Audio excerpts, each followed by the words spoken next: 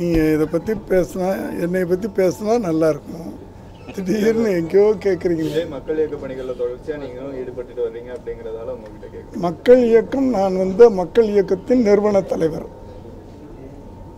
அதில் நான் ஈடுபட்டுக்கிட்டேன். விஜய் சார் அரசியலுக்கு வந்தால் மக்கள் இயக்கம் தான் அதை முன்னெடுக்கும் அப்படிங்கிறதால தான் சார் அந்த கேள்வி.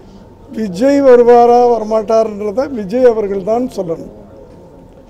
அதை நான் சொல்ல முடியாது. மக்கள் இயக்கத்தினுடைய நிறுவன தலைவர் நான். அதில் லட்சக்கணக்கான இளைஞர்கள் இருக்காங்க.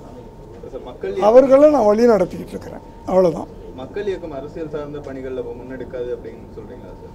நான் அதை பற்றி இப்போ நான் எதுவுமே சொல்லுங்க. மக்கள் இயக்கத்து அது ஒரு சமூக இயக்கமாக இப்போ செயல்பட்டு இருக்கு. மக்கள் இயக்கத்தில் சமீபத்தில் ஆலோசனை நடந்ததாகவும் உட்கட்டமைப்பு. ஐயோ, நீங்கள் திருப்பி இந்த இதை வாங்கினேன், இதுக்கு ஏதாவது நீங்கள் கேட்டிங்கன்னா பதில் சொல்லலாம். நீங்கள் தேவையில்லாமல் அதெல்லாம் கேட்டு மக்கள் இயக்கத்தையும் பிரிக்க முடியாது. அதனால தான் சார் உங்ககிட்ட கரெக்டுங்க. பிரிக்க முடியாது, பிரிக்கலாமா பிரிக்க முடியாதான்ற காலங்கள் பதில் சொல்லு. என்னம்மா